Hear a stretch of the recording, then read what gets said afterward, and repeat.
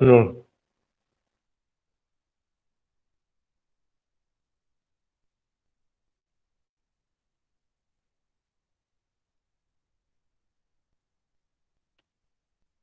Okay, so now let's start. Okay, so I hope that is it audible now?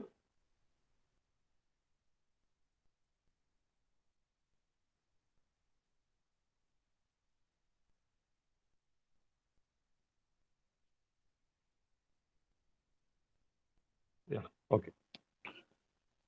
So now we are moving on to the second step, that is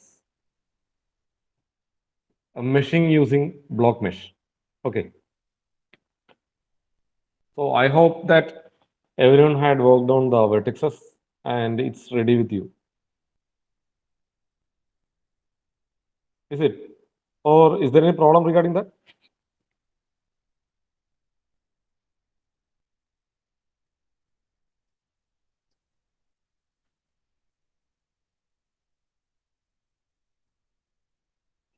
Do you have any problem with the name, selecting or calculating the vertex for the block mesh? Is there anyone having the problem with that?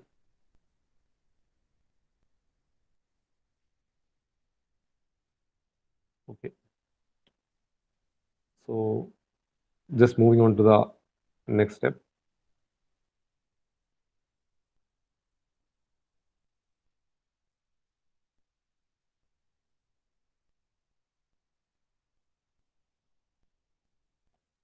Okay.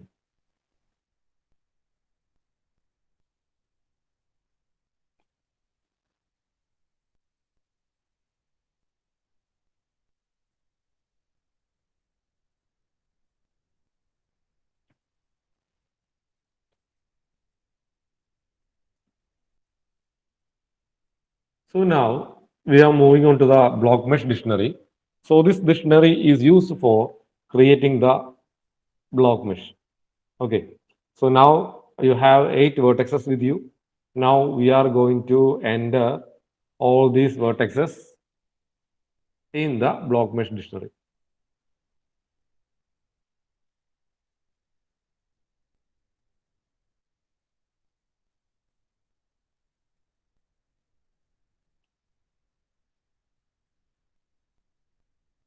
Okay. So see, first one we can see convert to meters. Okay, convert to meters is set to 1.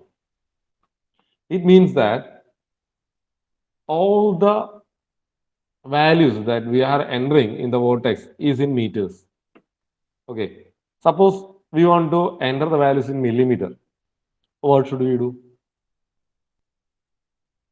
In convert to meters, we want to give it as 1 by 1000, isn't it? That means 0.001. We want to give the value as 0.001. Okay. So that's how we need to change the units. Okay. So by default, the unit will be in meter. That means convert to meters, value will be 1. Okay. If that is in centimeter, that should be 0.01. Isn't it? And for millimeter, it should be 0.001. Okay. Now, these are the vertices. That means the first one corresponds to 0. Second one corresponds to 1. Third one corresponds to 2. Then 3, 4, 5, 6, and finally 7. Okay. So these are the vertices 0, 1, 2, 3, 4, 5, 6, 7. Now, it would be good if some of you uh, comment about this vertices. So can you please tell what should be the vertex for 0? Please in the comment box. What should be the vertex for 0? What should be the value?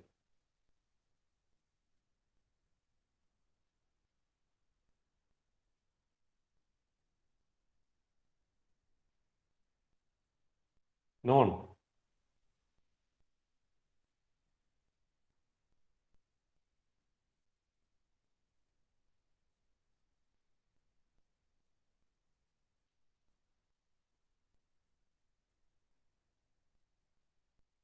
Why? Why not? The value for vertex for the coordinate 0.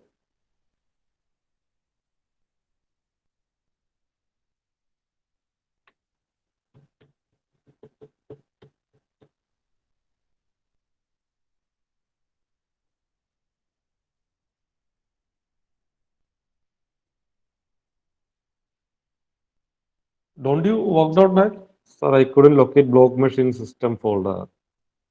It's just because that you didn't copy paste that files from the flange. Okay, please go to tutorial in OpenFOAM and see a folder named mesh. Open that mesh. Open that mesh and you can find a folder called flange. Okay. Go to OpenFOAM tutorial.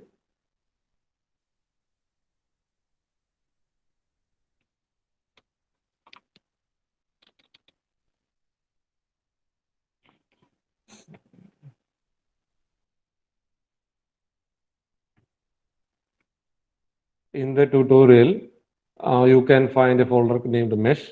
Open that. In that, open SnappyX mesh. Inside that, there we can find a folder called flange. Copy that, or do one thing. Just open that. Okay, copy the. Open the folder named flange. Then you can find a folder called system. Open that one, and you can see a lot of files. Just copy that. Okay, just copy all the files. Just copy all the files, and then go back.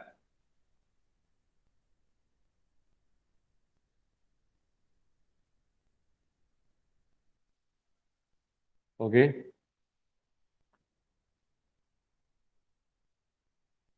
Then go back to that file that we had already copied, where we had input the geometry and all. We had set up a case file. Go to that file, the folder system, replace all the files. Okay, delete all those files present in that and paste the new one. So I think Neelish and Aditya, your problem is solved.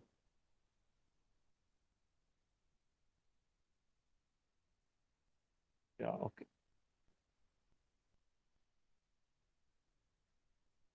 Okay, now tell me what is the values for vertex 0?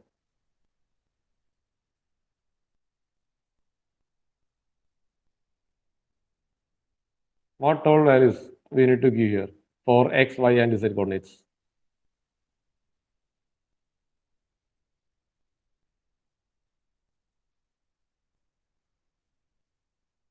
What all values that you want to give?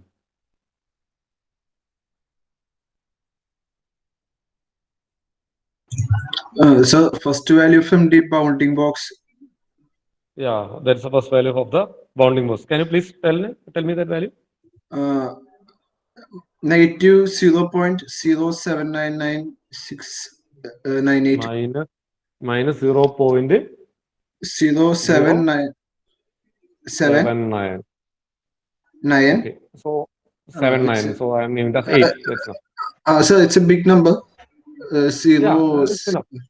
Okay. It's enough. Minus 0.08. I am rounding off that. Okay. Okay. So next value. Next 0.15. 0.15. Okay, fine. Next negative. So it's negative 0.15. Okay. Negative 0.15. Y value is minus 0.15. Okay. Okay. Then negative 0.03. 0.03. Okay. Oh, yes, sir. So this is the first bounding box vertex. I think it is. Yes, that's a minimum value. Minimum value. Yes, right. Okay. Yeah. Thank you. Okay. So Okay, sir. someone please tell me what's the value for vertex 1.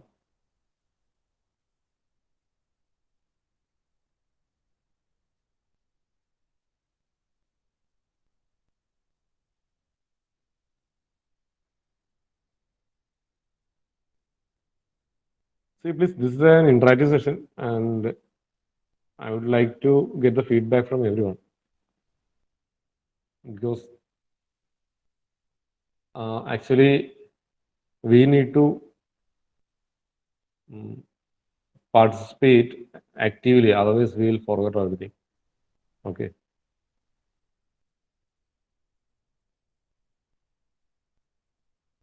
So those who didn't work out, please do it now itself and find the values of all the vertices. Now I think around 18 or 19 participants are there now, isn't it? Then why no one is commenting on these things?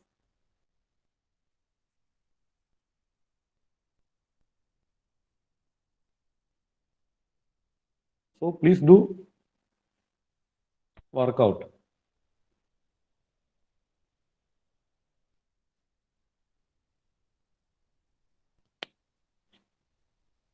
Okay, 5 minutes. I think 5 minutes is enough because we know the minimum and the maximum points, and in between that we can find all the points by seeing the two vertices.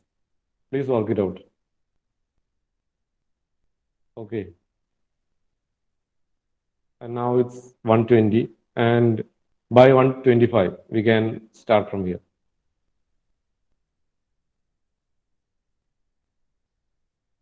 Okay, that's why we had arranged a hands-on session, or else we can show many things and go on.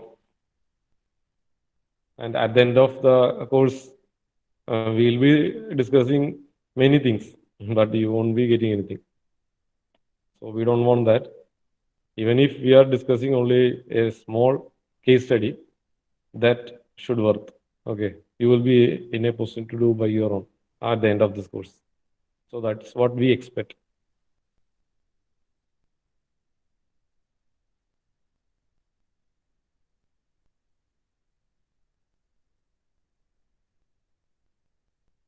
So now, can I get a feedback on one thing? How many of you are working in OpenFOAM now? That means as a part of your BTech project or MTech project or research work. How many of you are working in OpenFOAM?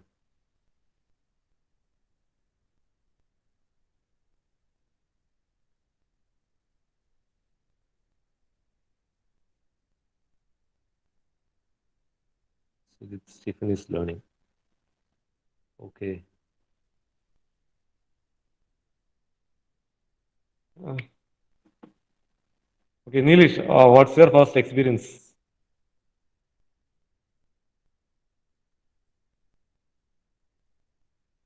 Oh, everyone is first time. So first of all, I would like to get a feedback from you people because it's a first time for you. Can't find the files only. Now, is it okay or you have still the problem with that?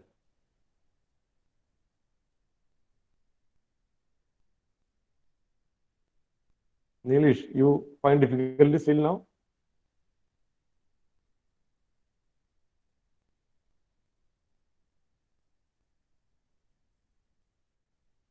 Surface check not found. Yeah, can you please share me the Google Meet link? I mean the TeamViewer link so that I can rectify it for you.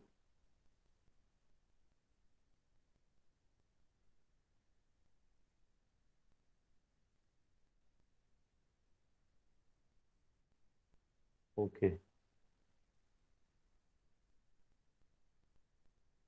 Yeah, if it's okay, I can because we had given some time for them. So only one by 125 itself, yeah, we can start that. So we have 3 minutes. Please share it now. I will do it now itself.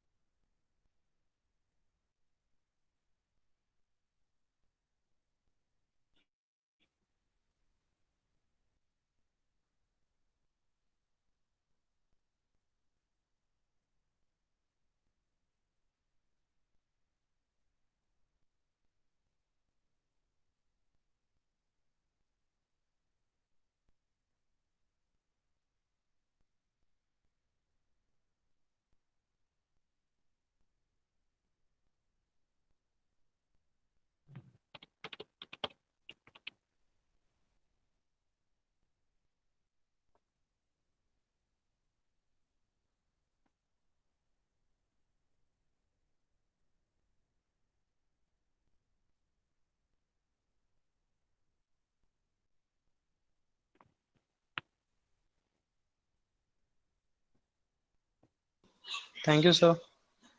Yeah, okay. So that was problem with that line. There was a blank line in between that.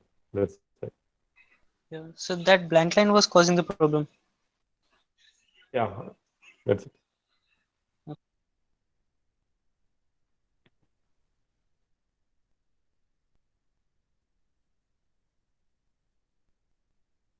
So yeah, it's all time. Had you worked it out?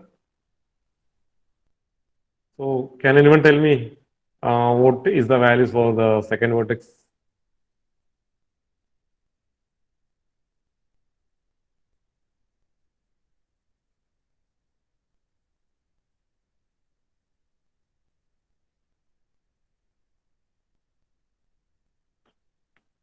Again back.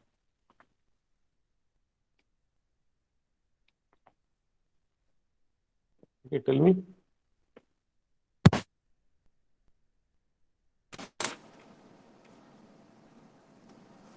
Actually, this was a task that was assigned to you. Actually, I have the values already with me, but I want you to do this one.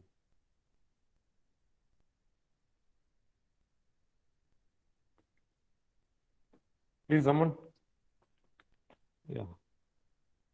Yeah. Is it? Yeah. Let's see.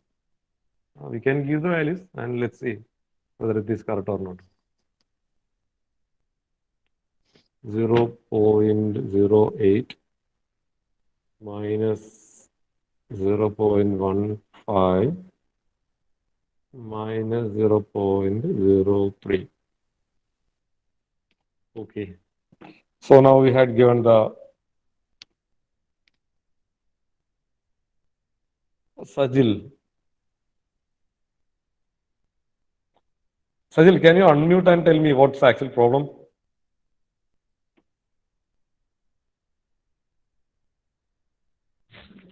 Sir, I don't know how to find it. You don't know to find the vertex. No. See, Sajid, please look at here in this figure. See, this is the vertex 0, isn't it? Yes. Yeah. And this is the vertex 1. Okay. Okay. Now, what parameter is changing in this case? Which value is changing? X. X2 will be Z, X is isn't value. it? X2 will be Z. Okay. And X3 will be Z. That means Y and Z will be same. Only X is changing. Okay. Yes. So actually we have the value of 0, isn't it? Actually we have the value of 0. Okay. And what will be the value of 1? The X coordinate of 1, 5, 6 and 2 will be same. Isn't it? We are creating a box. Okay, we are creating a box. So this side will be Z, Yeah. not like this. Okay, not like this image. This side will be Z. Okay, so the X value of 1, 5, 6 and 2 will be Z. 1, 5, Okay. 6. 6 and 2 will be Z, isn't it? Okay. Okay, no, the figure is not like this. Actually, that's a cube or that's a box that we are going to create. Okay, it's a regular geometry. Okay, not like a curve. Got it? So we have the vertex value of 6 also. In that bounding box, we have the vertex value of 6 also. So the vertex, in the vertex value of 6, we have a x value, isn't it? We have x coordinate value. So x coordinate of 6, 5, 1 and 2 is 8. So it's very easy. Quite easy to find the value of 4, 1. Okay. Then similarly, what should be the case of 2? When comparing with the vertex of 1, what parameter is changing? YX, no? Yeah, only y-axis is changing. Okay.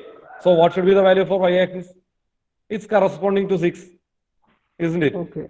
Y-axis value of 2, 3, 6 and 7 is Z. Isn't it? Y-axis values of 2, 3, 6 and 7 is Z. Similarly, y-axis values of 1, 5, 4, and 0 is same. Yeah. Yeah, okay. So I hope that now you can relate these values and find the vertices, isn't it? Okay. Keep try. Now, is it clear? Sajil, Yes, do you sir. have any doubt? Is it clear? Okay, fine. No, clear. Yes, yes. Yeah, okay. Fine. So similarly, we can relate the value of z axis also. That means 0, 1, 2, and 3 vertices having same z value. And 4, 5, 6, and 7 will be having same z values. Okay. So similarly, relate those vertices and find the values. So for plotting a box, we only need the values of opposite diagonals. Okay, we only need the values of opposite diagonals. That means in this case, 0 and 6. That's only uh, the values that we need to for drawing a box. Similarly, for drawing a cylinder, we need radius as well as the height. Okay, for drawing a cylinder, we need radius as well as the height. And for a sphere, we only need is radius. Okay.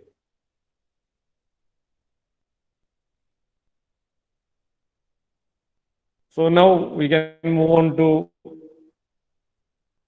the third vertex. So can anyone please tell me what's the value for the third vertex?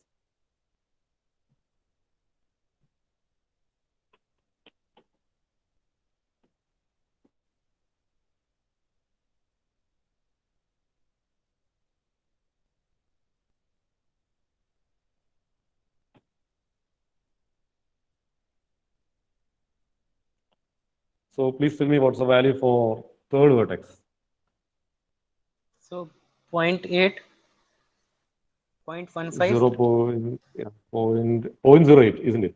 Yes, so 0.08, 0.15, Upon 0.15 and minus 0.3, 0.03, sorry. Minus minus 0.03. 0.03. Yes, right. Yeah. Yes. Very good. Now about the vertex 3.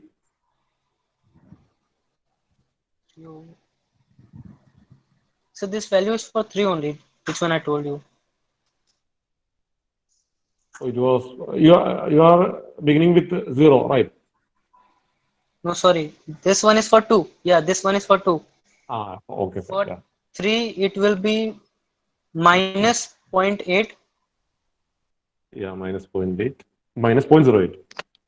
Yeah, minus 0.08, Yeah. 0.15, and minus 0.3. 0.15.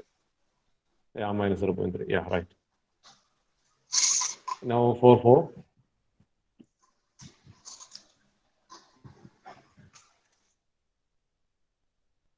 4 will be minus 0.15. 4 will be minus 0.15. No.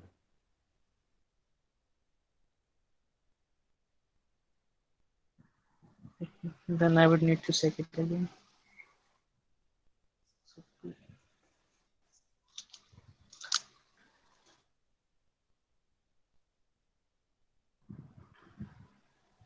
X will be same, so minus 0.08. Minus 0.08. Yeah. X, Y have changed.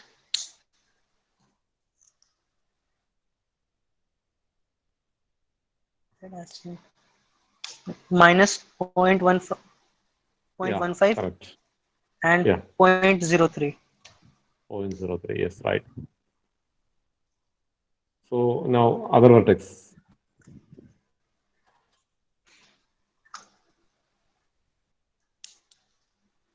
Fifth one. Yeah, fifth one. 0.08, 0.08. 0.15, minus 0.15, sorry, Minus 0.15. Yeah. Minus 0.15. and 0.03. 0.03. Yeah. Next one. 0.08. Sixth is given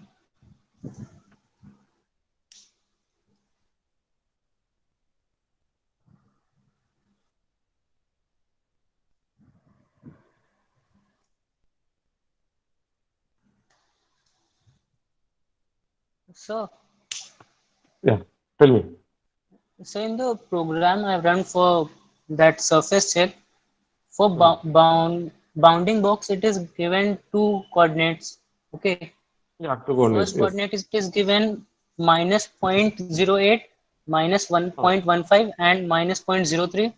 And the yeah, other coordinate, it is given 0.15, 0.08, and 0.03. Then this other coordinate is for which one? sixth one. But here in the sixth one, we have written 0.8, 0.15, and 0.03. What was the value? Please tell me once again. In the code, it is given Second one. Second 0.15. coordinate, please. Yes, 0.15. 0.15, 0.08, 0.03. 0.15, 0.08, 0.03. 0.03. Oh, okay. Then all these values are wrong. All these values from what to tell? The vertex 1 is wrong, 2 is wrong, then vertex 5 and 6 is wrong. Okay. So here it should come 0.15. So that was I was telling you, said it's wrong, so I changed it. No, but someone has told me for vertex 1 it was 0.08. Then Okay. vertex 2, again we returned 0.08. Sure, I sir. think you only told me about this point, vertex 2, isn't So it? I started from point 2 with reference to the Okay. point 1 you wrote. Okay, okay, okay, fine. So please tell me the value for point 6, Point 6 15. is 0.15, Yeah, 0.08, and 0.03. 0.03. Okay, fine. So it should be 0.15. Then 1 will be 0.15 Yes, and 0.08 and minus 0.03. yes, this should be 0.08, isn't it? Now I think it's okay, isn't it? Yeah, I hope that it's correct now. Let's see. Okay, now just I am going to create a block. Okay, now I am going to create a block, and by looking at this itself, I think you will be in a position to relate. Okay, while entering the vertices, I didn't look to the values. Okay, by just we can relate these things. Okay, if we know the vertex values of 0 and 6, we can relate. If we have a hands-on experience in creating a block mesh, by seeing the value itself, we will be able to relate what all values will be in the other vertices. Okay, that's why I asked you to do it by your own. Okay, so that you will be able to relate all these things by yourself. Hmm? So now let's see whether we had created it correctly or not. So then after that, I will explain all these things. So just I am moving on to the folder, I mean our case file. And inside that, we want to open the terminal. So I am just opening the terminal and changing the path to our case file, inside our case file. And I am giving the command as block mesh. Okay, I am giving the command as block mesh and enter. So now the block mesh is created. Now I want to save it in a result file. Okay, I want to save this result in a file. So the format is that for saving the result, the command is touch. Okay, for saving a file, the result file that we are got while running OpenFOAM is touch. So TOUCH. So enter touch space, and then now we can give a file name. Okay, suppose I am giving the file name as result. Name of the file is result. And we need to give the extension name as form. Okay, so the extension name should be form, FOAM. So touch result.form. Touch is for saving the results into a file. Then result is the name of the file that I am going to save, the result. And FOAM, that's the extension name. Okay, now type enter. Now a file will be saved. See, we can see a file called result.form. Okay, that's a result that we are getting. And now moving back to the terminal, I am entering ParaView for visualizing the result. Okay, we want to see whether that the block that we had created is correct or not. Okay, so that I am just going to check the result. So the ParaView is open and I am opening the file result.form. Click apply.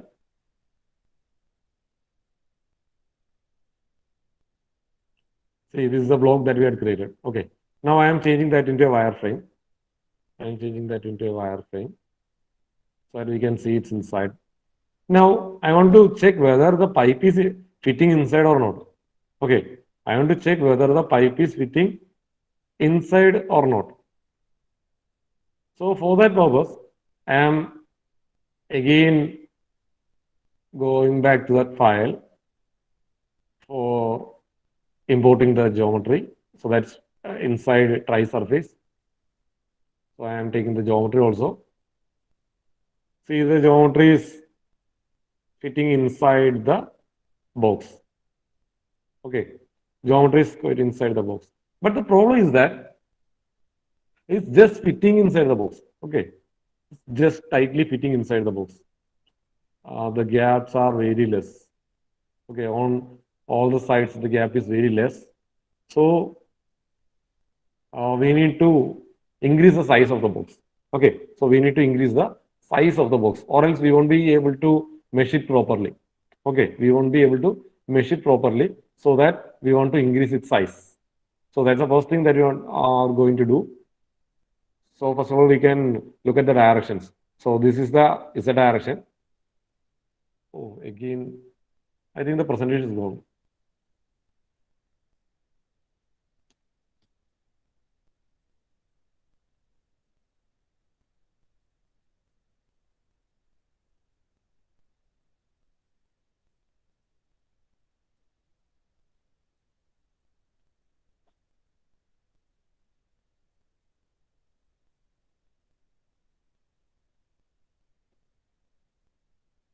Yes, 1 minute, 1 minute. Actually, it's gone. Sorry.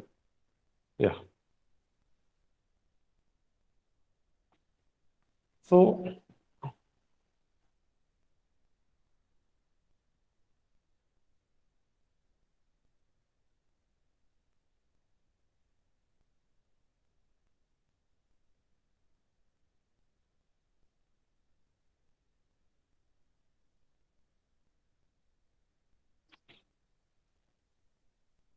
yeah, now you can see. See, I had taken the pipe also, and now we can see that the pipe is fitting tightly inside the box. Okay. So we need to increase the size of the box. Okay, we need to increase the size of the box. So first of all, we want to increase its width. That's in the Z direction. See, we can see that in the Z direction. Then Y direction also, we need to increase the size. And Z direction, X direction. Okay, in every direction, we need to increase the size because it's just tightly fitting inside that box. And if we create a block like this, it will be quite difficult for meshing. Okay. So for that purpose, again, I am going back to block mesh dictionary.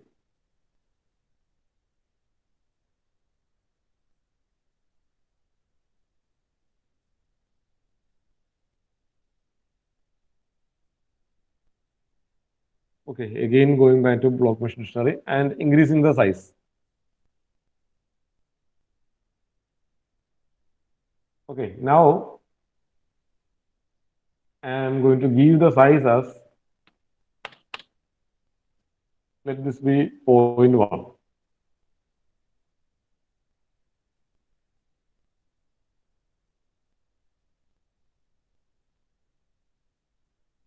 Let this be 0.1 and this be 0.7, 0.17. I'm just increasing size by a small amount. That's it. Then this can be 0.7. Then again, this can be 0.1.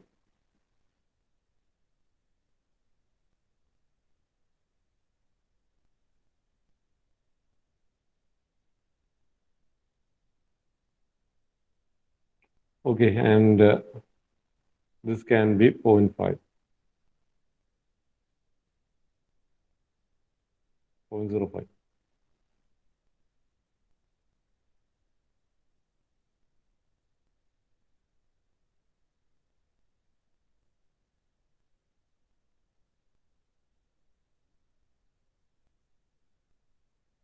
Yeah.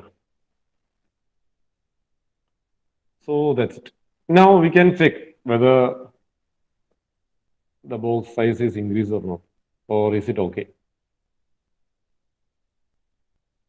So I am saving that, and we want to close the paragraph.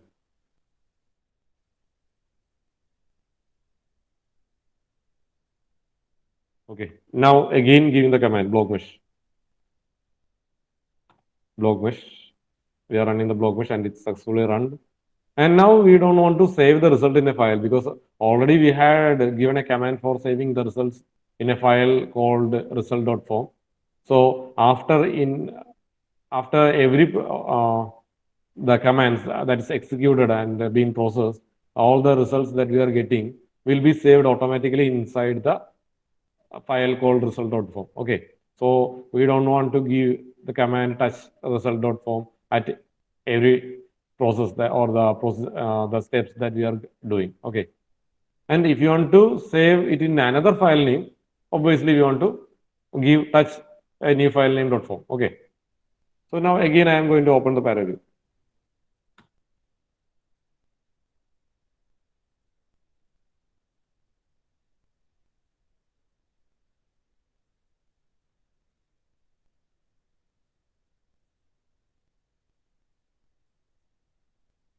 Opening that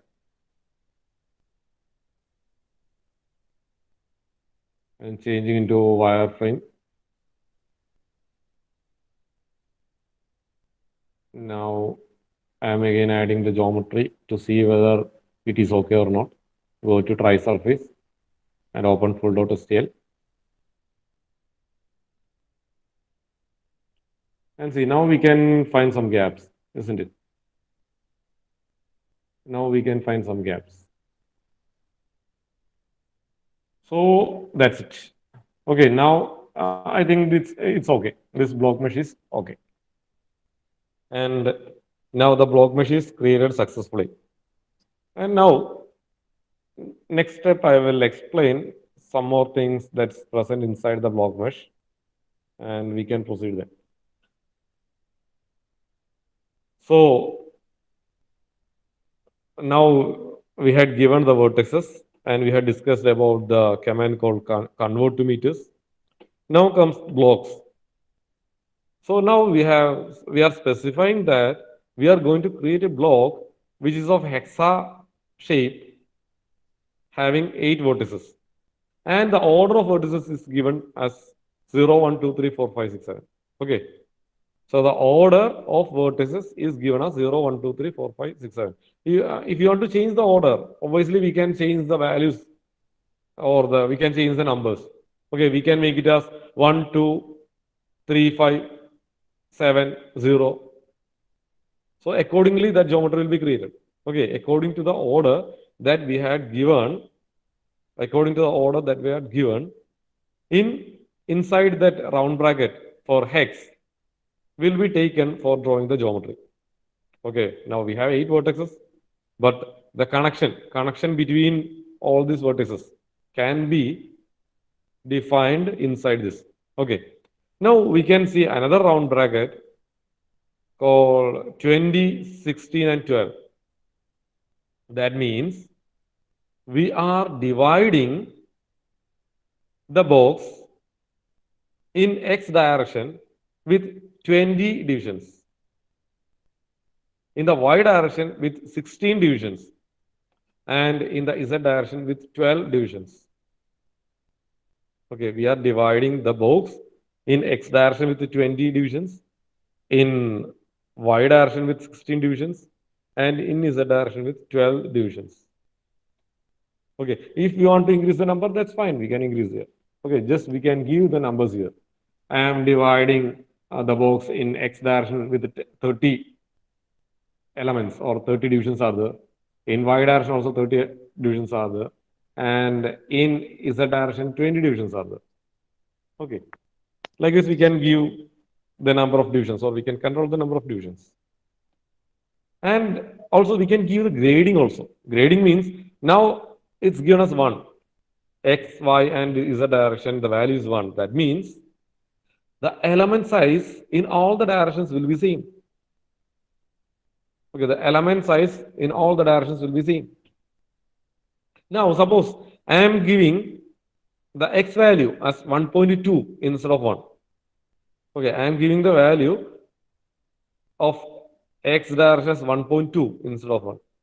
That means in the x direction, oh, the presentation is given. That means in the x direction,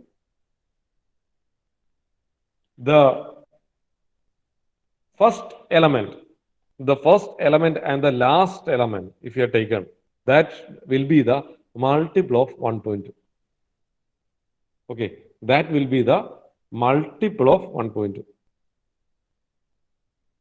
So if we are giving the value as 1.2, that means the x direction length of that particular element at the beginning of the block as well as at the end of the block will be a factor of 1.2.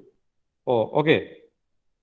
So that's about the gradient that we are giving. So that will be useful at times where some we are going to mesh some complex geometries. Okay, we are going to mesh some complex geometries and some irregular shapes, or say some hole is there, or some projection will be there, or something like that, or a fan or a solar, etc., is there in a particular portion of a geometry, and we want to extract all the features of that. Okay, while meshing, we want to extract all the features of that. So in that particular case, we can use this grading. We can use this grading system because at that particular portion, we can give more meshes. Okay, in block mesh, we can give more number of divisions at that particular region. And if there is no much geometrical changes, so there is no need of giving more number of elements because it will take time. Okay, if I am dividing this element into, say, in x direction, I am dividing the total element into 100 divisions. In the y direction, I am dividing into 100 elements, and in the z direction, I am again dividing into 100 elements. Now, what will be the total amount of elements? What will be the total number of elements? It will be 100 into 100 into 100. Okay, so that means the number of elements is high, and it will result in computational cost. Okay, it will take time for meshing, or it will take time for solving that things. So for a geometry like pipe, we don't want that much amount of mesh. Okay, but for irregular geometries, we need some refinement in a particular region, so that we'll be forced to give refinements in that particular region only. But then again, we don't want to give refinement for all the regions. Okay, that should be kept in mind. Hope it's clear.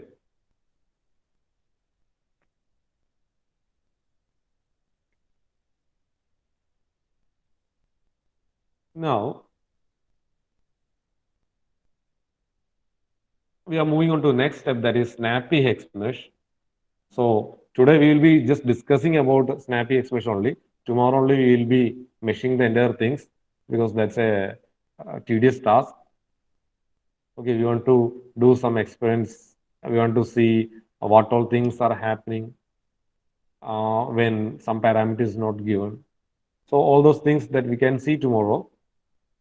Now, what we are going to do is we can look how this machine is working. Okay.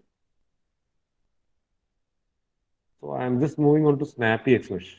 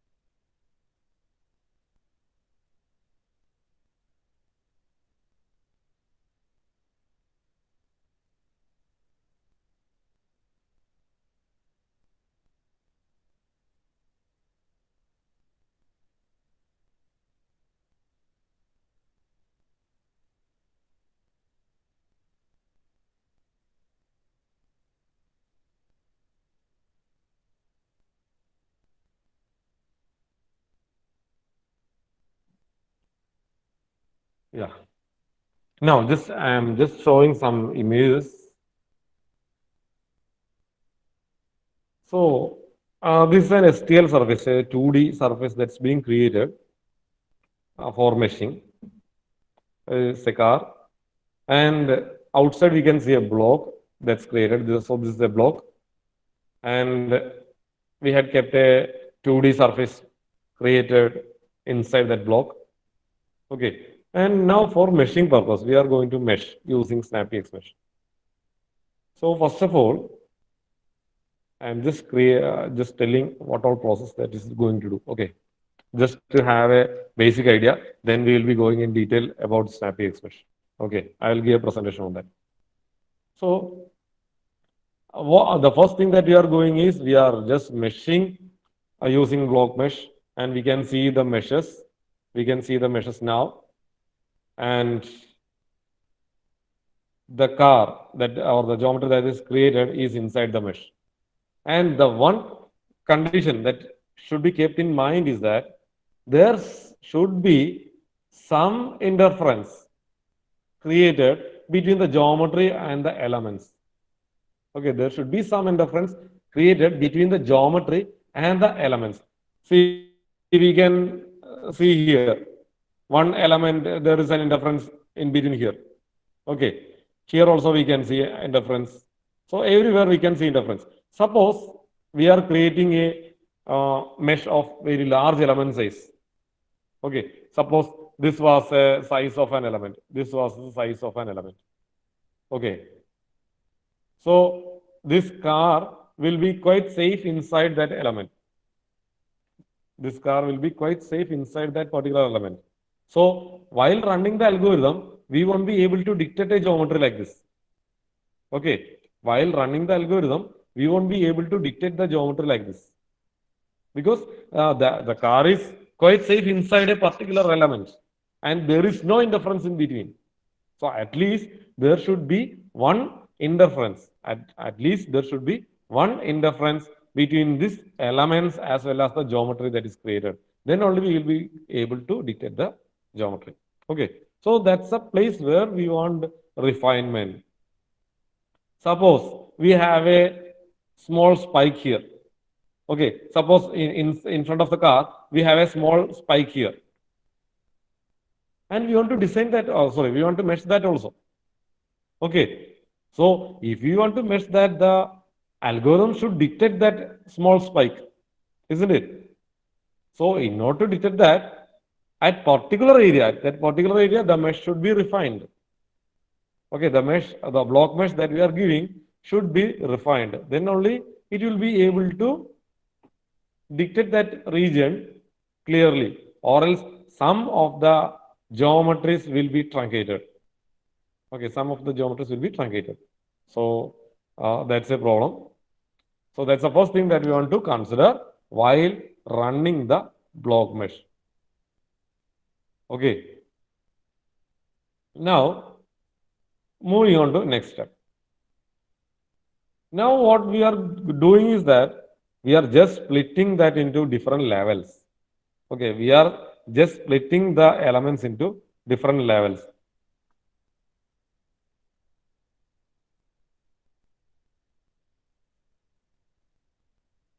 So I think in the presentation there is, yeah, now it's there. See, in this element, we can see it's further divided into small elements. That means, suppose this was a level 0. Okay, suppose this was a level 0. And if I am giving the level as 1, what happens is that this one element will be divided into 4 elements. Okay, one element will be divided into 4 elements. Now, again, I am giving the level as 2. Now we have 4 elements. Okay, one element was divided into 4 elements, and now we have 4 elements as a level 1. Now, if we are giving the level as 2, again, each element will be divided into 4 different elements again. Okay, that's what we can see here. Initially, while giving the level 1, it was divided into 4 elements. Then each element is divided into 4 elements again when the level is given as 2. Then again, the new element is again divided into for if the level is given as 3, and if it's given as 4, again that new element will be divided into different 4 elements. So that's how we can increase the size, increase the number of elements or reduce the size of the element. Okay, so we can give the levels. So at what all levels the meshing should occur or meshing should happen, that we can determine. Or we can give a range of levels. Okay, the range can be from say 0 to 3 or 1 to 3 or 2 and 3. We can give a minimum and maximum value for levels. That means where there is a refinement or necessity for a refinement, the level will be the highest level that we are giving. And if we don't want that much refinement in a particular region, the corresponding region will be meshed with the lowest level that we had specified. So we can specify ranging from 0. Okay.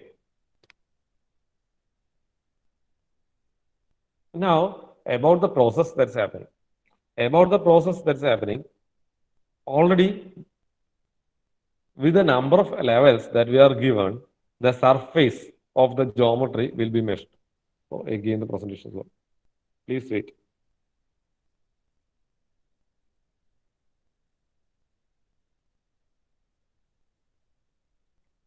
In the college, we are facing some network issue. That's our main problem.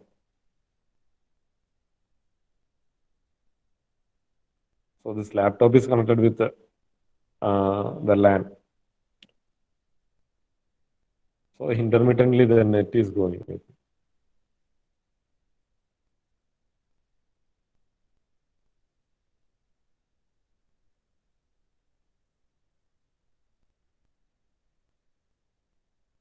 Could you please show the icon for wireframe in Paraview?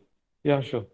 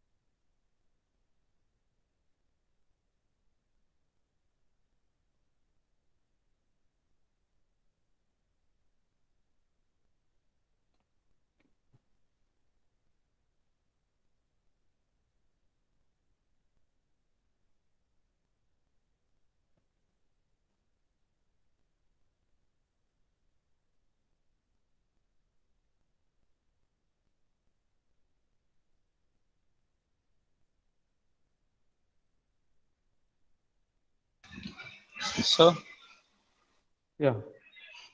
so while importing the file result form in Paraview, it is showing an error. Yeah, that's okay. Just close that window. That's enough. That's a graphical error. Don't bother about that. Then that figure is not showing in the field also. Just click on apply.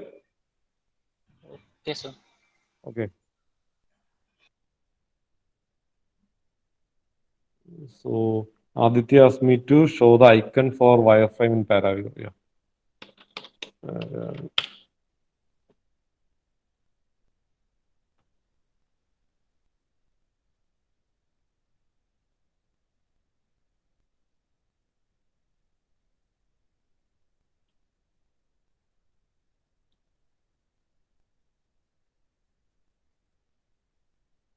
So this was the error message that's coming. Just don't bother about that. Close that. That's enough. So this is the result file that we are getting. And see, here we can see. Oh, again, there's a lag.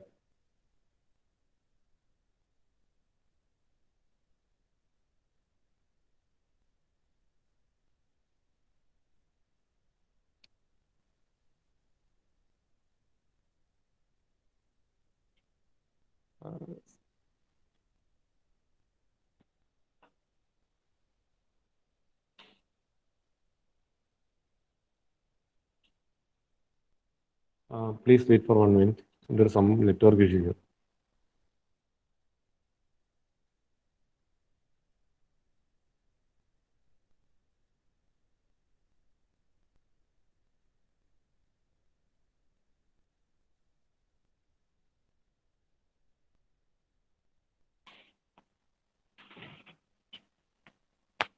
Okay, so I don't want to waste the time because we can move on to a discussion now.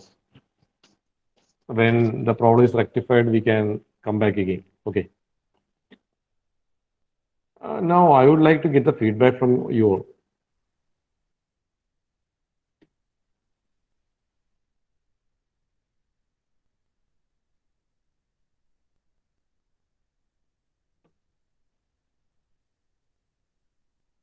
So there are some undergraduate students, there are some postgraduate students, and there are research scholars also. So how many are undergraduate students?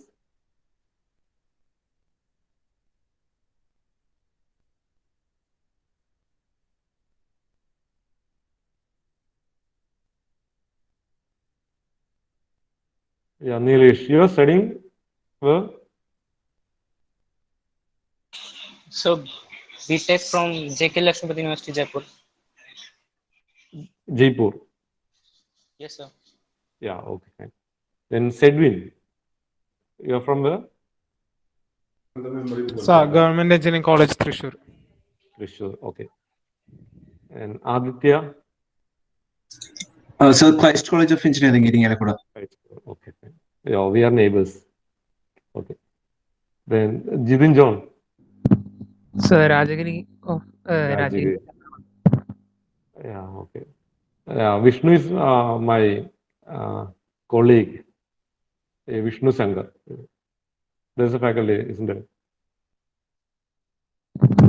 Yes, sir. Yes, sir. He taught us last time. Ah, okay. Then about the PG scholars,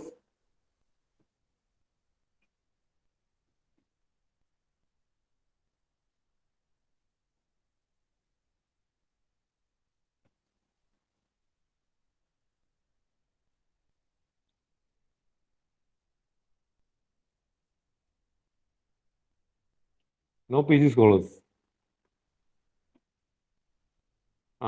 Yes, Ashwadi is there. Then Hari Krishnan is from Amrita. Okay.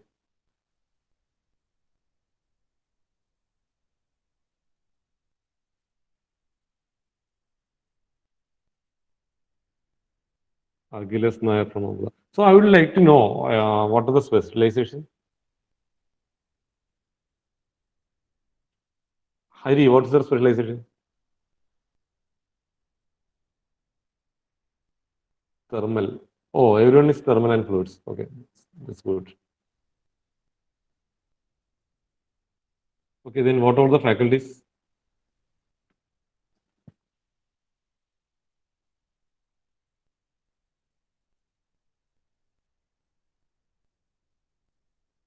Faculties or from industries? I think some more are yet to give the comments.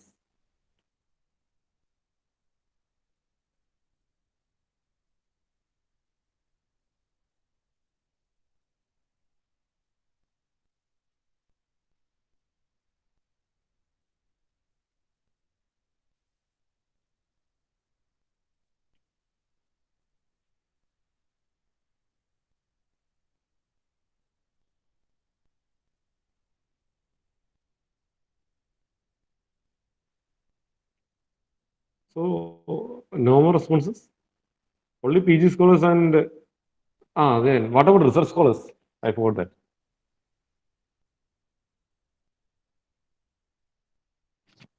Is there any research scholar now?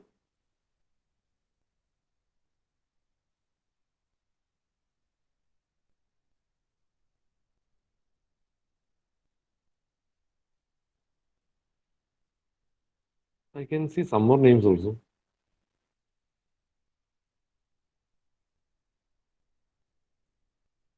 What about Abu Bakr? I think you are faculty, isn't it?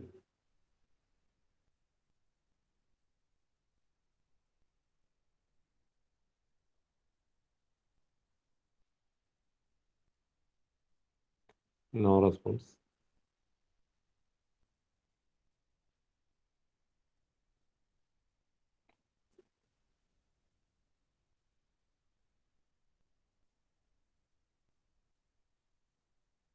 Um, James.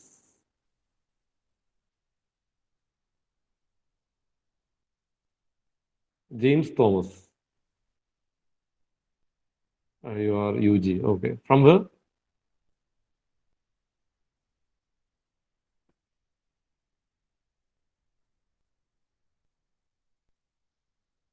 James, you are from where?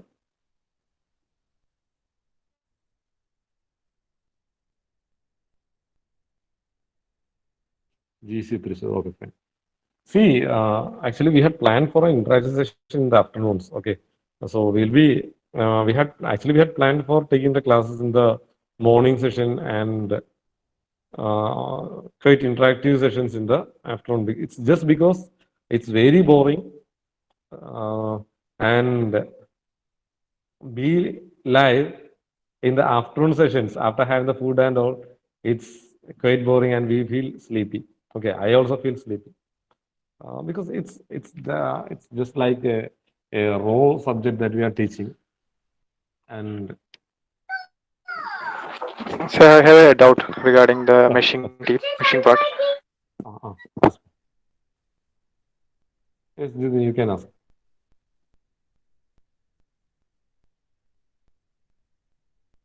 Hello, Jiten.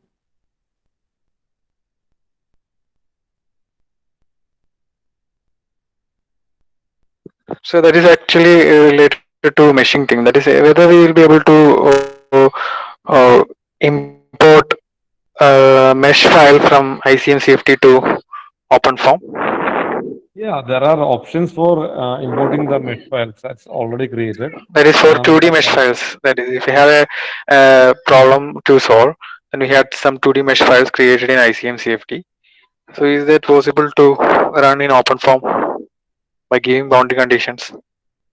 yeah, actually, there's a problem with the 2D meshes because OpenFOAM will not take the 2D mesh, but actually we can run the problems as 2D, but mm, that I need to check it out because in the OpenFOAM, even if we create the 2D file and we are importing the OpenFOAM, we import it as 3D. And Okay, sir. If so, in which format we need to import the file to in OpenFOAM? That is, in which format? In ICM-CFT, we can save it as dot msh format. in MSH format itself, we can take it as we have So a command. can you give one session regarding to one full flow problem over an airfoil? Because I can send you a msh file to your mail, so that can you? Is it possible? Yeah, sure. I will show it. That is that is for how to import the file and how to apply the boundary condition. That is what is required. Oh, okay. The boundary condition actually we are doing in the domain only, no? Yeah. We will be giving boundary conditions in ICM-CFT itself. Okay. So that Or otherwise, that we I can need to- give the boundary conditions in whether is it possible to give the boundary conditions in OpenFOAM, or whether we need to give it in the mesh file, that is mesh tool itself. Actually, while importing the mesh, we need to give the boundaries in the mesh itself. Okay. So we need to apply the boundary conditions to the meshes. Then we need to save it as mesh file and then import. Yes. And there is a command Okay, for converting that mesh to form, I think. So we can convert the mesh into our OpenFOAM, and we can later on work on that. Okay. But, Okay, sir. why you are going for this meshing in ICM-CFD? Actually, we had meshed files in ISNCFD. A lot of mesh files have been done in ISNCFD. So, is that possible? No, that is for comparison. That is whether we are getting good results in OpenFOAM and whether we are getting good results in Fluent. That is for comparing those results only. Again, we need to create the mesh now in. But the problem is that if you are creating same mesh in Fluent as well as in OpenFOAM, That is then actually it is an airfoil section. We have I think 1001 coordinates in that, and for importing that coordinates to the modeler, is that possible directly with help of some Excel files or something like that? If you need to create again the airfoil in the modeler and then going for the machine, we need to do all this coordinate. We need to create all these coordinates now, sir. So is it possible to import all? That is No, our actually, concern. in one of our problem that we had done in this compressive flow, we had done with this NACA aerofoil. So Yes, sir. for that particular purpose, we had modeled it using SolidWorks. Okay, we had created the airfoil using Okay. SolidWorks, and later on we had taken the STP format of that file in Salome and later on to the block mesh. And that was the process that we had done for creating the mesh. Okay, we are not going for a wing structure. We are only just for analyzing the airfoil 2D structure. Yeah, that was also the NACA airfoil was also a 2D structure. Just a 2D structure of the airfoil. That's all. And we had one. Also, what kind of solver is there for in OpenFOAM to do the optimization in such structures? Yeah, we have sonic form is there. That depends on the Mach number of the flow. Which type of optimization technique is used in this optimization tool? That different types of solvers are used. Some I will show you. That is, I have read some of the journals in which the optimization has been done using adjoint method in OpenFOAM. So we are also trying to replicate one optimization using the adjoint method using OpenFOAM. That is why whether we need to create that is our task. So that is why I am asking.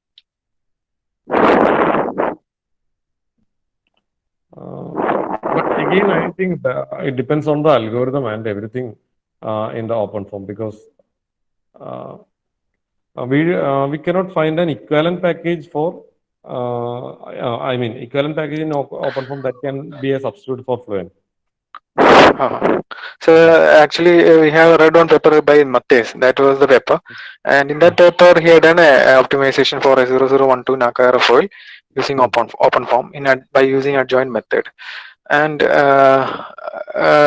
our aim is to replicate that the same simulation. So we have done the simulations in Fluent, but we need to compare those results with OpenFOAM. So the first stage is to do a simulation using OpenFOAM on a 2D symmetric airfoil, and then going for some optimization. Okay, so then, can I send? Please send me the mail and I will look into that. Okay, whether we can convert that into a mesh form because the general procedure that we adopt is that we draw the geometry using AutoCAD or SolidWorks, and later on we convert that file in as STP format. Then every process will be done in the OpenFOAM itself.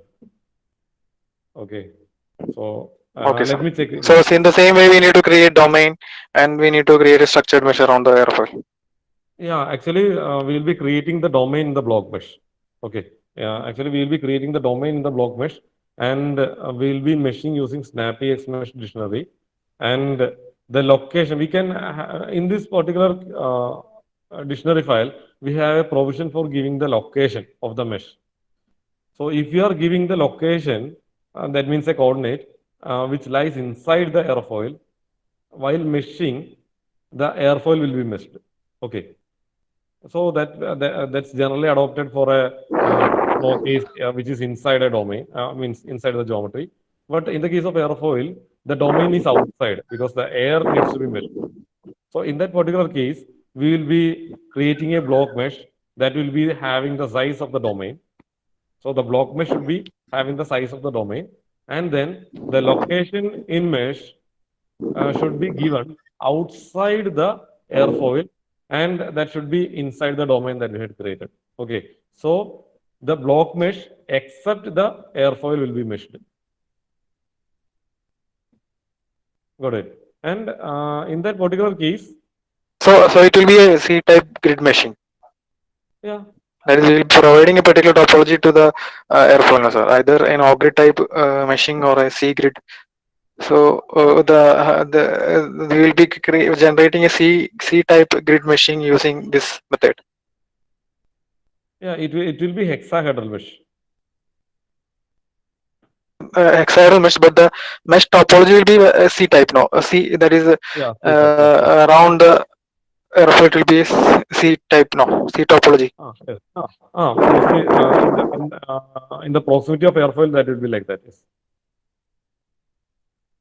We in ISNCD we have created a C-type meshing for analysis, and that is why I am asking whether we can create such meshes. We can import such meshes too. Oh, Yeah, so that I will look into it. Okay, and I will Okay, give a reply. And if possible, I will set up a mesh and I will show a demo of that. Okay. okay, sir. Thank you. Yes, Sujit was telling something. You can convert .msh to OpenFOAM mesh with aforementioned. Yeah. So that's what for the 3D keys, but I don't have much clarity about the 2D keys. Mesh to form command is all the geometries that we had created the mesh files that we have created using the Fluent can be converted into form as mesh to form. So I don't know about the case of Z direction. That's as I told early, it's a main problem with this one, because even if we are running the 2D case, we can, even if we are running the 2D case, we kept Z direction also. Okay, that means it will look like a 3D case, but actually that is a 2D.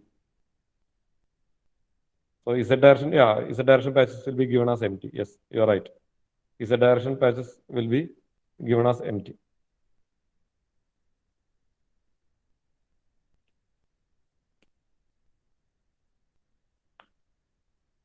So you will be discussing the solver part tomorrow or today? Which one? The meshing, isn't it? Not the sir, the solver part, solution part. Solution, solar part will be discussed only today, tomorrow. And now we are moving on to the mesh. What all Okay, steps sir. that we need to follow in the meshing. And later on, tomorrow morning we will be doing the meshing part. Today I will be discussing only the peripheral of the Snappy X mesh. What all things are occurring in the Snappy X mesh and what is the control of that.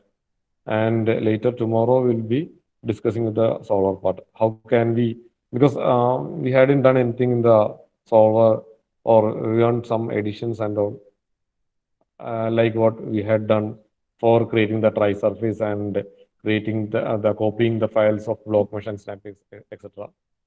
So some of those practices to be done tomorrow, and that will take only some time. But the major part, the major portion of the work is related with this meshing. But anyways, we'll be able to create good meshes also. So that's the main advantage of this Snappy Hex mesh. And the other advantage is that we don't have a graphical user interface, and the solvers are very strong. We'll be getting the results more fast when compared to ANSYS. So that's another advantage. Yeah, we'll be providing the recorded sessions. രാവിലത്തെ record main ഒന്നുമില്ലേ? So yeah, we'll be sending the link today about the recorded session. So now we had discussed about the meshing using Snappy X mesh. So in the boundaries of the geometries will be identified, and it will be meshed as per the level that we had provided. Okay, either it will be meshed with the level 2 or 3, or in a range of levels varying from 0 to 3 that we had specified in the comments. And then here is the cancellation working. That means the unwanted measures are removed. Okay, unwanted measures are removed. It's just as about the location that we are specifying. If we are specifying the location of the mesh outside the geometry, and in such a way that it's inside the block, then we will be able to mesh the domain. And if the location is given inside the geometry, then we will be able to mesh the geometry. Okay. So here the location is given outside the geometry. So that means the inside or unwanted cells are being removed, but still it's not exactly fitting the geometry, isn't it? Some projections are there. So now what we are doing is that we will be doing snapping process. Okay. Now we will be doing the snapping process. So a lot of iterations will be happening there, and just that meshes or the edges will be moved in order to fit the edges of the geometry. So that's what called snapping. So if the snapping is kept off, the snapping iterations are kept off, what happens is that we won't get smooth surfaces. It will be look like stepped surfaces, because already the mesh that we are created will be having the shape of hexahedral shape only. Okay, no other shape geometries will be created for the mesh elements. It will be by default hexahedral meshes will be created, and through the snapping only the shape of the mesh is adjusted for fitting the or preserving the shape of the geometry. Okay, the shape of the elements or the mesh elements will be adjusted for fitting the shape of the geometry. So that's done only with the snapping iteration. So the snapping iterations will be done for that. And finally, we will be able to preserve the shape of the geometry. Then we can add the layers. Here we can see some layers are added. So if some minute features need to be analyzed, we want to add layers at the surface of the geometries so that we will be able to analyze the minute features or the phenomena that is occurring nearby the layer, the geometries, so that we can, that's why we are adding the layers. So this is a general process that is happening inside the mesh. Okay, in the Snappy Exhibition Nursery. Now I will show a presentation on that.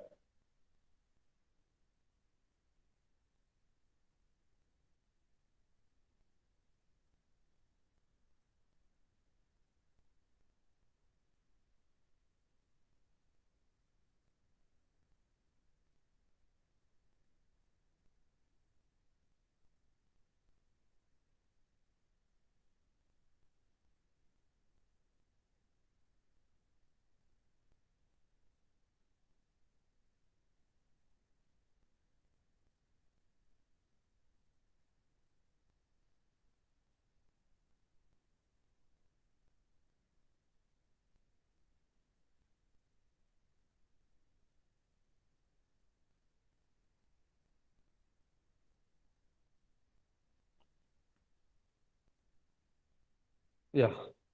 Now, this Snappy X mesh. So first of all, the main advantage of using the Snappy X mesh dictionary is that it's creating the three-dimensional hexadominant meshes. Okay, that can be created automatically. So that means the results will be more accurate. And the second one is we can preserve the shape of the geometry, or the edges can be preserved. That is using the snapping iteration. Then we can add the layers. We can add the layers, or we can adjust the grade. We can give a particular gradient or yeah, gradient system. That means while we are discussing about the block mesh grading system, I had told about the factors that we are giving. So likewise, we can give the gradient for the layers. That means the layers just close to the geometry will be very small. And as it moves away from the geometry, it can be increased by a factor. Say it can be increased by the factor of 1.1 or 1.2, etc. So the layer growth rate can be controlled similarly. Then we can add the layers both externally as well as internally also. Because if we are giving the location mesh inside the geometry, we can add the layers internally. If we are giving the location mesh outside the geometry, as we had seen in the example, we can create layers outside the geometry. And also we can refine a particular area also. That's another advantage of this. We can refine a particular area of the geometry also. So proximity based refinement. And we can run the parallel also. So these are some of the main features of the Snappy X mesh. Now, how does it's working? So first of all, we want to create a background mesh. The background mesh is created using block mesh. And next one is we want to cancellate the mesh face. That is where we are giving the mesh refinement as per the levels that's given by us. And the algorithm detects the domain and it removes the unwanted cells. Then the snapping occurs. Snapping is the place where the already created meshes close to the geometry will be adjusted accordingly to fit the shape of the geometry.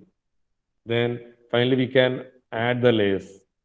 Okay, so there are three parts inside the Snappy X mesh dictionary. One is castellated, second one is snapping, and third one is layer addition. Okay, block mesh we had already created, so we had already created the background mesh. Now the command for running is snappy hex mesh minus space minus overwrite. Okay, the command used is snappy hex mesh space minus overwrite. So for this, we need a dictionary file called snappy hex mesh dictionary. Then we need to create a block mesh. Then the geometry should be in STL or NAS or object format. Then decompose part dictionary is needed if you want to run meshing process parallelly. And there should be a control file called mesh control dictionary or mesh quality dictionary file for controlling the meshing process. And this process we had done already. We had checked the surface whether it is closed or not. And we find that the geometry is closed. Then we had created the block mesh. Okay, so here we are now. We had created the block mesh.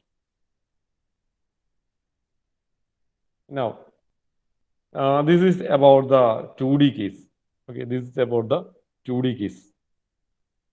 See, the aspect ratio of the cell should be around 1.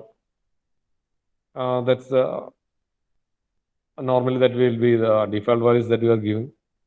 And there should be at least one cell in the Z direction, or else it won't work. That's the main drawback. Okay, so there should be.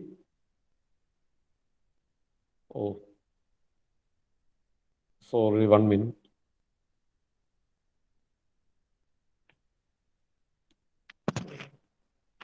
Presentation side of it. Wait. I think it's gone again.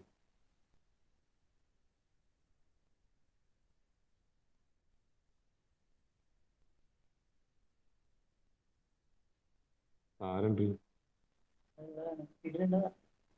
കിട്ടുമല്ലോ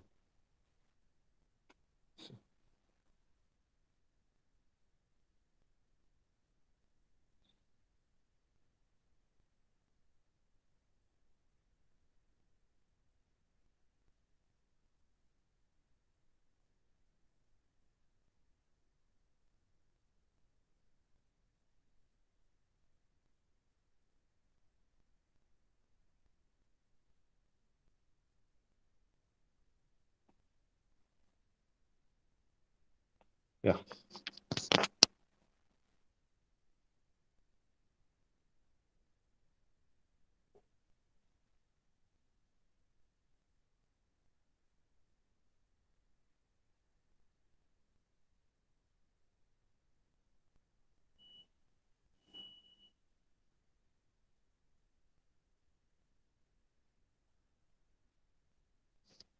So for creating the block mesh, the first thing that we want to know is that it will be able to create only 3D meshes.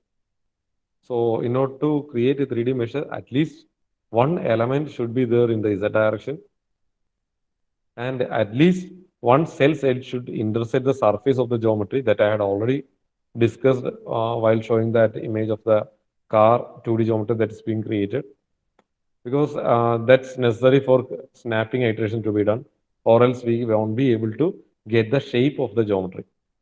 Okay. Then there cannot be empty patches. We are using only 3D meshes. So, however, 2D geometry can also be created. That's just we are giving it as empty. We are giving a command as empty for any direction patches. That means if we are creating in the XY domain, the Z patch will be named as empty. But will be giving the patches. Okay, we will be giving the patches, but the name should be given as empty, so that it will be defaultly running as a 2D. But while visualizing, it look like a 3D. Okay. If we are creating, suppose in the case of an aqua aerofoil that we have discussed already, sometimes we will be creating a 2D like surface. And in this direction, we need to give some dimensions and we are keeping it as empty. But while visualizing using ParaView, it looks like 3D. Okay. So that's a major problem in this particular case.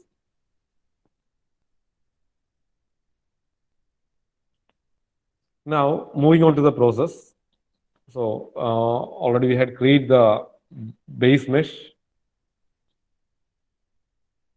Okay, though using the block mesh, and the one important point that is to be noted is that it should not, the file names or the folder names should not contain any spaces that I had already discussed in the morning. And the usual characters or begin with a number. It should be, there should not be any unusual characters, symbols or something like that, or it should not begin with a number. Okay. Now, similarly, in the names of parts and regions also, if you are naming a particular part or a region also, it should be properly named without having any space or numbers in the beginning. Okay. So that's an important thing that we need to know. Now, we'll be moving on to the refinement in the second phase, then castellating, and then snapping. Okay. Then finally, we'll be adding the layers. Then we'll be checking the quality and see the errors. And finally, we'll be getting the meshed file. So now I am moving on to the first thing that we can see in the SnappyX Mesh dictionary. It's the castellated mesh. The castellation mesh can be given yes or no. That means true. If you are giving the true, that process will be activated. And if it is given false, the process will be deactivated. And in the snapping case also, if you don't want to snap, we can give there as false. So snapping iteration won't be occurring. But in the absence of snapping iteration, what happens is that our pipe geometry after meshing will be looking like this. Okay, here we had made the snap as false. That means we have deactivated the feature and the geometry after meshing look like this. It won't be able to preserve the shape of the geometry. Okay, so that's the main problem with that snapping. Yeah. Now we can add the layers also. Now, if you don't want to add the layers or we don't want to run that particular session about adding the layers, we can keep it as false. Okay. Now, here is the geometry that we are giving, the file name and the extension that we are giving. And then if you have any sub-regions, we can specify there the sub-patches. If anything like that, we can specify there. And here we are going to define a space where we want to refine the geometry. Okay. We can give a box. We can give a box for refining. That means in this particular case, the minimum and the maximum diagonals is given as minus 1.5, minus 0.5, minus 0.5 as minimum, and maximum is also given. So by using these two vertices, a box will be created. Okay. By using these vertices, a box will be created, and the geometries that is occurring or lying inside this box will be refined. Okay, so more refinement will be occurring. So there are different shapes can be used for refining. One is this refinement box. Then the other one is refinement sphere. So we can create a sphere. We can give a center point where the sphere needs to be drawn or needs to be plotted. Then we can specify the radius also. So within the proximity of the sphere, all the geometries will be refined. Okay. So similarly, if we have an irregular geometry and we want to refine a particular region, we can use these set of refinement spaces for refining that particular area. Okay, while keeping the remaining portions as a coarse mesh, we can refine a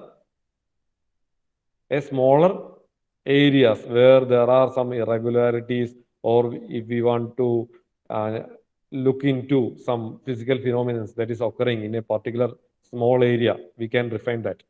Okay. Now, other sort of refinement that we can give is cylinder.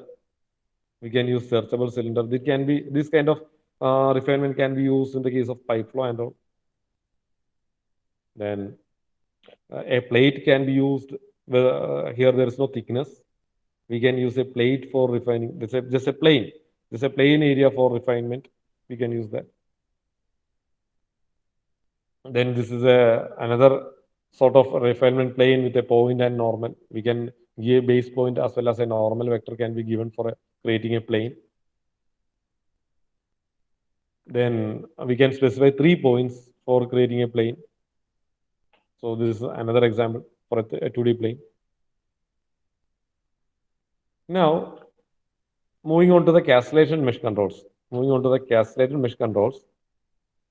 can give maximum local cells. Maximum local cells means this much number of cells will be created locally in a single processor, okay, while running the mesh. And the other one is the maximum global cells. Maximum global cells is the maximum number of cells that will be created throughout the geometry and the domain, the block mesh that is created. And this is the count before the removal of unwanted things. Okay. In the example file of that car, I told that since the location in mesh is given outside the domain,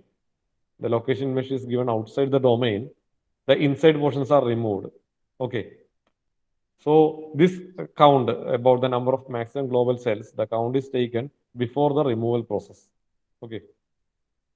Then the minimum refinement cells. So the refinement iteration will stop if the remaining number of cells for refinement is less than 100. Okay. Until then, the refinement process will be going on. And we can give the number of cells between levels. Earlier, I had discussed about the different levels 1, 2, 3, etc. So if I am giving a range of levels from 2 to 3, actually, if we are not specified the cells between these levels, there will be an abrupt change. Okay, there will be an abrupt change from the levels. So, in order to avoid these abrupt changes between the levels, we need to specify how many number of the cells should be there in between each transition between the levels. Okay. Now we'll be creating an edge mesh. That means we'll be extracting the features of the edges using a dictionary file called surface feature extract dictionary. And by that we will be creating some edge meshes, and that a file is being saved. If suppose, for example, if we are using our geometry file called full.stl, an edge mesh called full.emesh will be saved. Okay, and in this command we need to read that edge mesh file, and here is the refinement that we are given. We can specify the regions, subregions, and we can give the levels also. First denotes the minimum level, and the second denotes the maximum level. Okay, that means 1 means throughout the level is 1. 5 6 means throughout the level, throughout the meshing or refinement in that particular region, the level should be in between 5 and 6. Okay.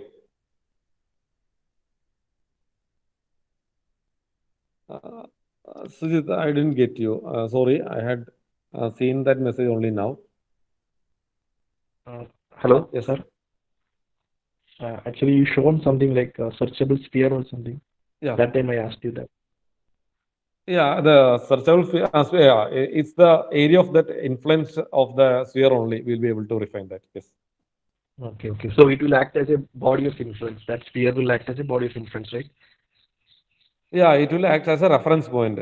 That doesn't become a part of the geometry, but that will be a reference for area where the refinement will be done more. Okay, okay. Got it. Okay. Okay. Okay. So here we can see that levels. In the level 0, the elements or the mesh that is created is much bigger size. And on the right side, on the top right, we can see the level 1. So actually, all the elements while that's created when we are given the level 0 is then further divided into 4 when the level is given as 1. Then that all the elements is again further divided into 4 when the level is given as 2, which is again further divided when the level is given as 3. So we can see from the figures how this refinement is given while giving the level. Okay. Now, moving on to the sharp angles. We can give the resolve feature angle as per our control. That means all the angles that is above 100 degree will be taken. Here, so in the case of this NACA airfoil and all, mostly we will be giving the values like say 15 degree, 10 degree, etc. Okay, or else we won't be able to extract all the features of that geometry. So according to the geometry, we need to give the resolve feature angle. Okay, since I am using a pipe, we can give the resolve feature angle as say some 60 degree. That's enough. Okay, mostly all the geometry parameters will be above that angle, and we can refine that also. Okay. Now, earlier we had discussed about the refinement, region-wise refinement. So here we are giving the controls. Okay. Initially we had just created a invisible geometry. Okay. Just we are created an invisible geometry, whether it is sphere, cylinder, or a box. But we didn't specify anything about the level of refinement that we want to give. So we will be specifying the level of the refinement that we want to give in this region, refinement region. Okay. Here we can give refinement box. The mode is given, mode distance, that already we had specified the minimum and the maximum vertex of that box. So that will be created as per the coordinate system. And we had given the level, different level is given here.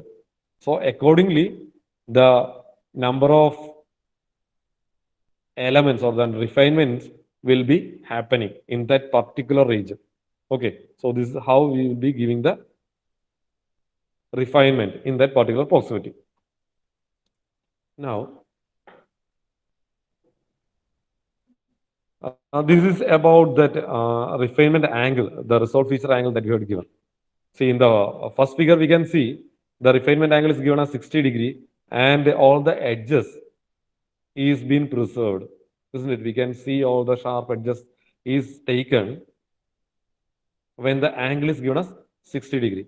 But in the second figure, we can see that the degree of the resolved feature angle is given as 120 degree, and see the edges. So the edges is not that we cannot preserve that edges. Okay, some of the edges has been lost while meshing. So we need to be keen while selecting these angles. Okay, then only we will be able to mesh it properly. So all these things will be coming into role while meshing irregular geometries or having some sharp edges and all. Okay, in the pipe and all, it doesn't matter if we give 60 degree, 80 degree, 10 degree, it doesn't matter. Okay, if we go beyond 90 degree, that matters because there are some edges which is having 90 degree angles. Okay, so that matters. But while going to sharp edges and all, as I discussed in the case of NACA airfoil and all, it's a quite tedious task for determining the angle. So that's quite an experimental thing. We'll be changing the angle or we will be reducing the angle and doing a trial and error for fixing this one. Okay. So generally, in that particular case, we will be moving for some small angles, obviously in the range of 10 degrees. Now here we are selecting the mesh where the meshing should be done. So inside the location mesh, we need to give the coordinate. And the algorithm detects the coordinate and see whether it is in the geometry or outside the geometry. If the location that we had given is inside the geometry, then the geometry will be meshed. And if it happens to be outside the geometry, then the outside portion of the block mesh will be meshed. Okay, so this command is used for meshing the domain or the geometry. Then coming on to the snap controls. So already I had shown this figure in the case of snap controls. Here we had kept the snapping deactivated so that the snapping doesn't occur and we won't be able to preserve the edges. So in order to make the snapping, we have some sort of the iterations are there. So we need to give the iterations, how much number of iterations that needs to be done. So again, this is an experimental part. If we are increasing the iteration to a particular, beyond an extent, it will take more time. So if we are reducing the time, reducing the number of iterations, that means snapping won't be that much accurate in the case of irregular geometries. So that's a trial and error method. Okay, we need to change the values and we need to remesh again and see whether it is going correctly or not. So that's an experimental procedure. So these all are the controls about the snapping features.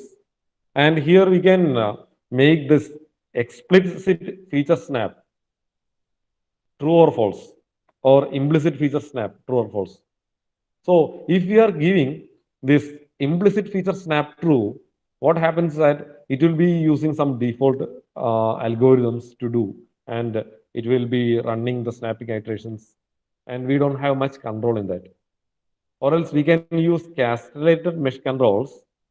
That means we had given some values here, and that controls will be used if we are given explicit feature snap as true. Okay. And if in the case of multi-domain flow and all, if you want to mesh two different domains, we can use this multi-region feature snap. So in the case of pipe geometry and all, we don't want that. Okay. So this figure shows about this snapping process. Meshing obtained when the implicit and explicit feature snap is deactivated. So first figure shows when both the implicit and explicit features are deactivated. And the second one, we can see that implicit feature is activated. Okay, so by just activating that implicit feature itself, we will be able to capture all the features of the edges. But in both the cases, snapping was on. Okay, if the entire algorithm for the snapping is kept off, we'll be getting the result like this only. Okay, stepped geometry. Okay, we'll be getting a result like this only if the entire snapping process is kept off. But if the implicit and explicit feature is kept off, we will be getting a mesh surface like the first figure, and it should be kept on for getting a accurate results for meshing. Then next is about the layer addition. We can add the layers into our geometries. See, this is a figure that we can see while we had added the layers to geometry. The first figure, A, we had added 10 layers and the expansion ratio is given as 1. So that means the size of all the layers is kept same. In the second case, figure B, again we had added 10 layers and the expansion ratio is kept as 1.2. So the layer close to the pipe boundary or close to the wall of the pipe will be very small and it goes on increasing as with a fraction of 1.2 as it moves away from the pipe wall. And again, we had added 10 layers. And in the case of C, we had added only 3 layers and thus with the same expansion ratio 1.2. Okay.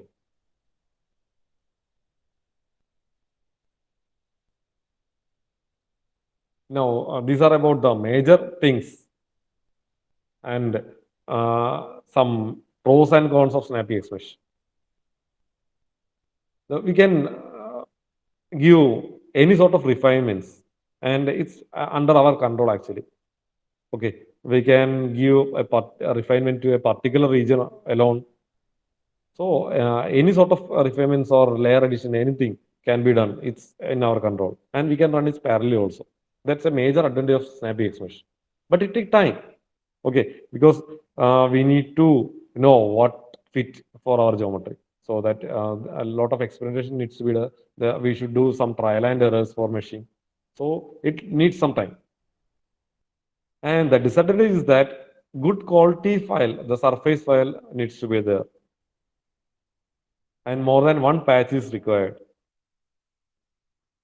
And the boundary layer mesh, it's not quite easy for us to obtain.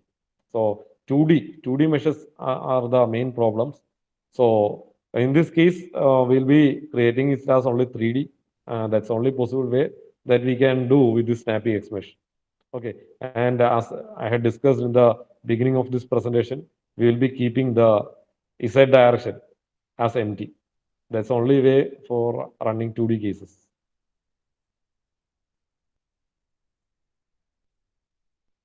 So that's it. We can finally, after meshing, we can check the quality of mesh using the check mesh command. So that we'll be getting the report on the quality, how much elements are there, what is the orthogonal quality, what is the skewness, etc. All those things, informations that we can find for the mesh file created using the command check mesh. Okay. So that's it about meshing. And this is about creating a 2D mesh.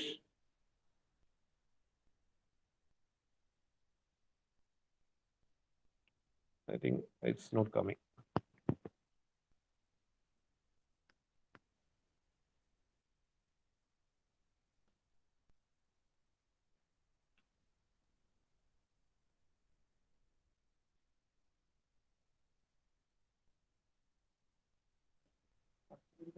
Okay. So now, actually, a WhatsApp link has been sent through your mail, and it's been also SMS to you.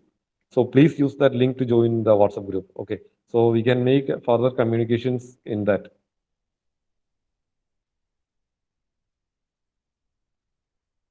Okay. So this is what about the meshing using Snappy X-Mesh Dictionary. This was an introduction, and I hope you might have got an awareness about the meshing process or what is to be done. And tomorrow morning, we can have a hands-on session on this. So be ready with this geometry files and all.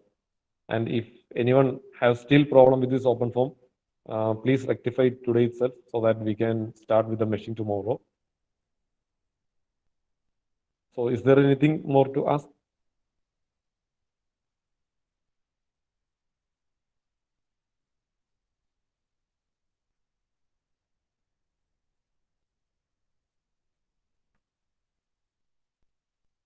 Any more questions or any clarifications that's needed till what I presented now?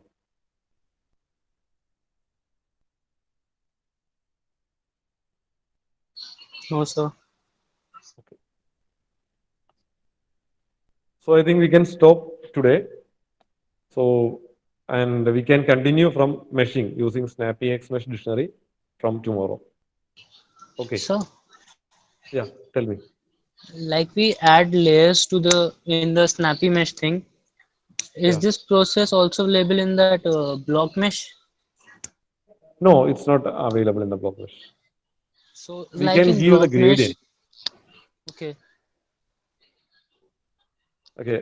Like in block mesh, we give the initial number of blocks we need. So for snappy mesh, it is from before there that how many blocks need to be, matlab, how many blocks are should be there, or we do that thing for it also. Like no, initially actually, we give how many blocks need to be there, then we divide it layer by layer to increase the number of blocks in the mesh. yeah, actually in the block in the case of block mesh, we have the control in the X, Y, Z directions. We had given the number of elements that needs to be there, isn't it? I had shown Yes, sir. 20, 30, 20, etc., isn't it?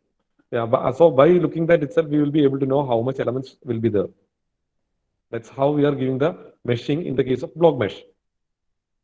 But in the case of Snappy Xmesh, we cannot provide such a count because that depends on the geometry. So I am specifying that locally some 10 lakh is given as the value. So locally you can take maximum 10 lakh values, and globally that means the maximum elements that can be 20 lakh or 30 lakh.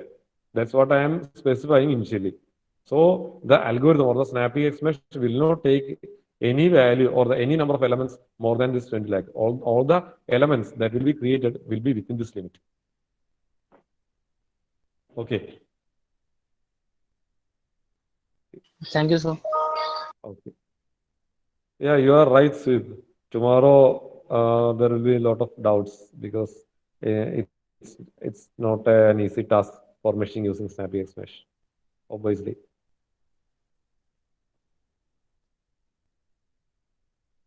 Yeah, if there is no further doubts, we can stop as of now, isn't it?